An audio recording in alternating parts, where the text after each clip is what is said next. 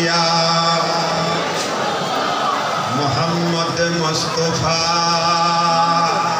নূর আলাইকুম সালাম ইয়া হাবিবাল্লাহ আলাইকুম। হাজিরে আমরা বাংলাদেশ থেকে তথা বহির বিশ্ব থেকে হযরত শাহজালাল ইয়ামুন রহমাতুল্লাহ আলাইহি উরুস মুবারক পালন করার জন্য আমরা ছুটে এসেছি।